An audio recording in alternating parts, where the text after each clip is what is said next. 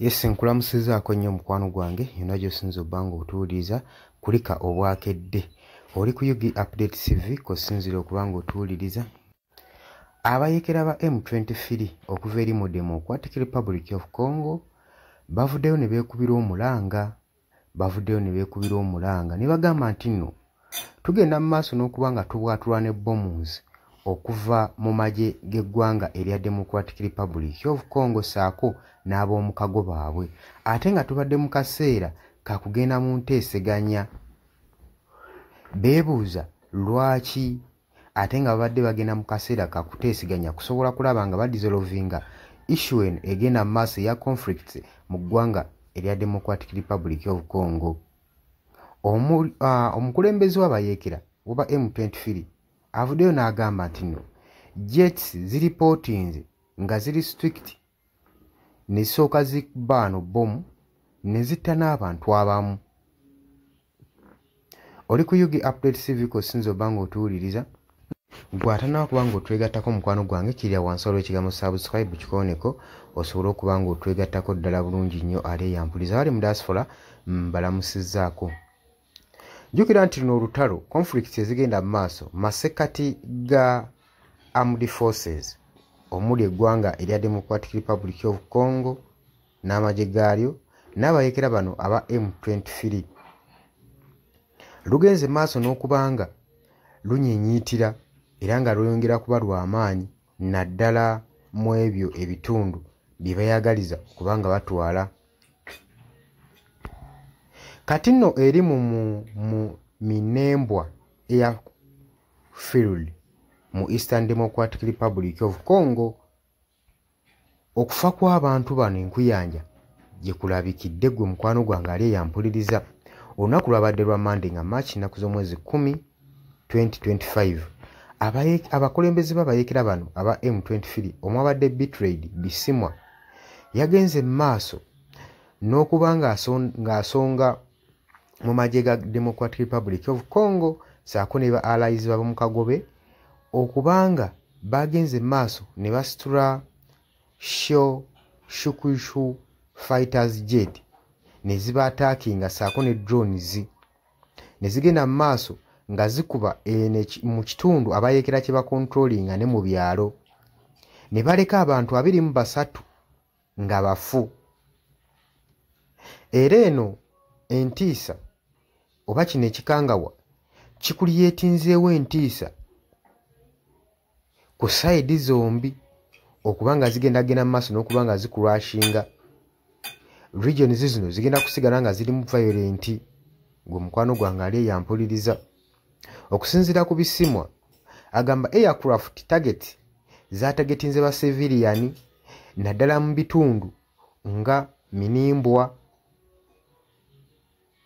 omwabadde already nga abantu basazeewo okuba nga bagenda okukunga mu bitundu ebyo nga crisis egenda ekendeera.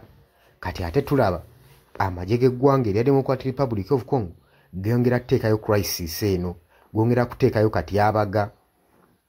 Agamba omukulembeze ono w'abayeekera M23 agamba twakubiddwa bbomu mu masekati nga tugenda okulowooza ku by'okuteeseganya.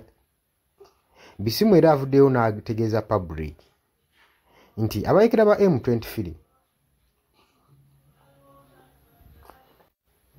era bavuddeyo ng'ayongera okukirumiriza nti amagye g'eggwanga oba gavumenti y'eggwanga ey'Abakongo saako n'amagye gaayo bazze ne beeliminatinga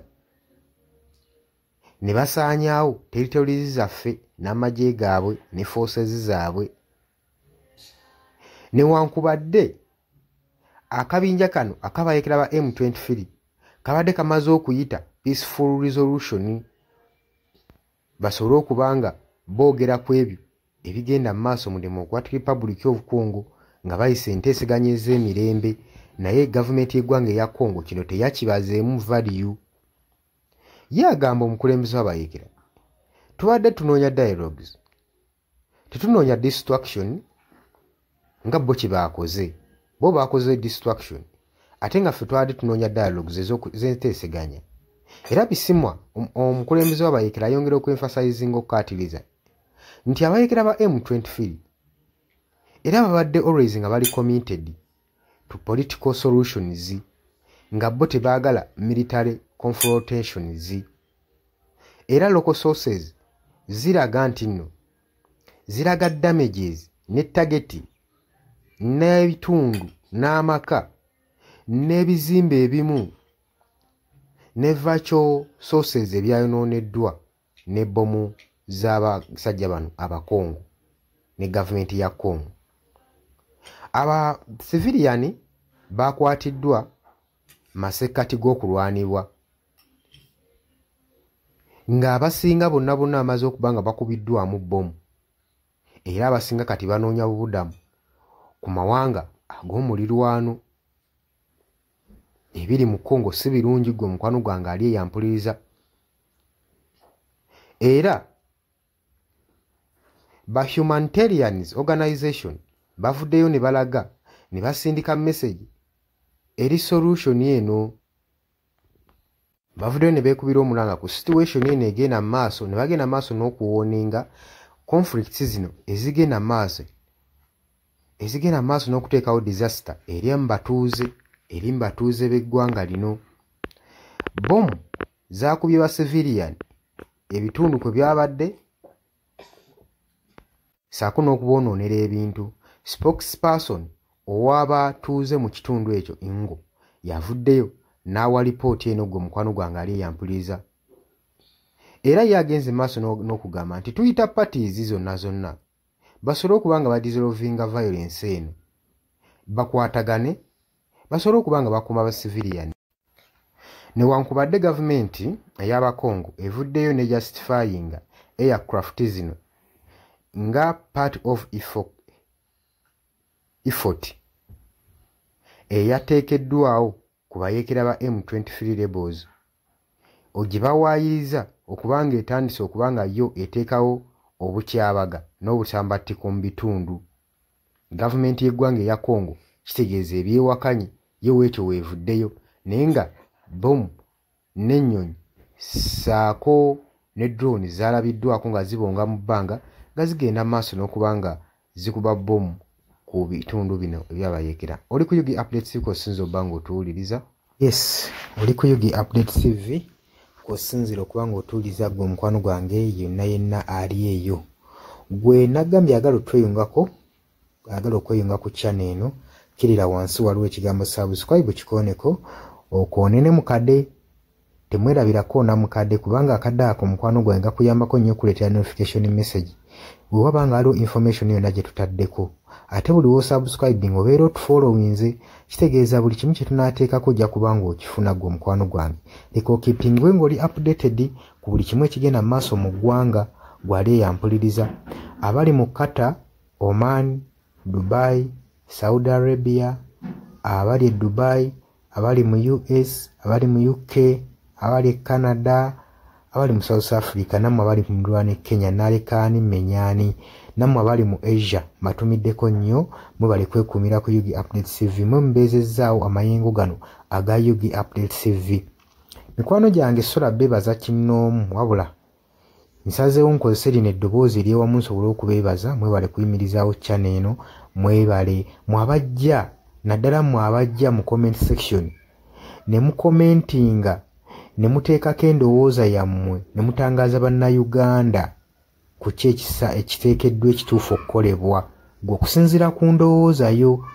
So muna batajjangako mu comment section mbakubiriza okujja mu comment section muteekeko ebirowoozo byammwe mutangaaze eggwanga ku biki byaba bagenze mu bukyamu ne bikolebwa mu bukyamu eri bannayuganda. Dani ku Airlines e Kenya nawe nkutumiddeko ennyo naye jangu mu comment section oteese, toteekako buteesi linnya lyo. Mujje mu comment section mwe abasharinga, abalikinga nammwe abasubscribinga mwe muyimirizaawo amayengo ga channel eno. Ennamba y'essimu gye mbateereddaawo eya nooti 726 nooti emu 67994. Eyo ennamba ya WhatsApp eri mu kimyufu ye namba gy'ogenda oyita kuba gy'osobola okuyitako gwe mukwano gwange ayagala okulanga wamu naffe ng'alina bizinensi yo ng'ogyagala tugikulangire nga wandyetaaze ogikulangira eyo namba gy'oba oyitako ku whatsapp osobole okuba nga naye bizinensi yo gikuba abantu tugikulangire gwe mukwano gwange ali eyo ampuliriza ne ngenda mu maaso n'okulabula abantu ku biki ebigenda mu maaso mu ggwanga naddala ng'akalulu kano aka 2026 katuukuse kengedde kati buli muntu alina kubeera vigilant olina kubeera bulindaala oleme kutunda mwoyo gwo gwe mukwano gwange waliwo abatunda emyoyo gyabwe olw'emitwalo 15,000 sukaali gwe beera ng'omanyi akaseera we kanaatuuka akakuba ballot paper beera nga manyi omuntu ogwogenda okuwa gwogenda ottiikinga gwe gwolaba asobola okukulaakulanya ekitundu kyo constituency yo gwolaba agenda otwala eggwanga mu maaso bannange tusibwa nnyo akatambaala mu mutwe mu biseera nga bino newankubadde obwavu babubalumizza mutya totunda mwoyo gwo ku lw'akantu katono wabula saasira ku ggwanga lyo osaasire ne ku zadde lyo osaasire ne ku future weenaabeera lowooza ku by'emu maaso weewaawo abamu muyinza okulowooza ng'ebyo batabakwatako nga tebikwatako naye ensobi yonna yonna ekolebwa eiza relative sengaawo maamawo kojjaawo biyinza otutuuka ng'ekyo ekizibu gwe kyetooloddeko ate olaba ebikwatirako biyinza otutuuka esa ne byetooloola ne bifundikira nga bikkutteko gwe mukwano gwange ali eyo so kyenva nkubiriza baganda bange mwenna abali ku Yugi Update TV ogenda maaso n'okusharinga information eno baganda baffe beebereremu ate era baleme kutunda mwoyo gwa ggwanga babeere nga batambulira ku mazima nga bayimirira ku mazima nga bayimirirawo ku lw'eggwanga lyaffe erijja mu maaso ku lwa future y'abantu baffe n'eggwanga lyaffe mu maaso kubanga buli muntu ekigenda mu maaso kati akiraba bw'atalaba kigenda mu maaso nkakasa obeera muzibe ate era ne muzibe naye alina byawulira ebimukyemula omutima kati n'amanya nti no mu ggwanga mulimu kino so nkubiriza buli omu obeere lalabayi wa munno osobole okuba nga oli kalabaalaba w'oyo ku biki ebigenda mu maaso obakubirize n'omubakubiriza waliwo abali mu byalo nga tebamanyi kigenda mu maaso mubaagaliza osubscribinga ku mikutu gino bategere ebigenda mu maaso mu ggwanga lyaffe wakati smartphone zajja gwe mukwano gwange ali eyo wabula mbaagaliza olunaku olulungi mubale kwekumira ku Yugi Update TV mubatana subscribinga mugere mu maaso n'okusubscribinga mbaagala nnyo era mweraba.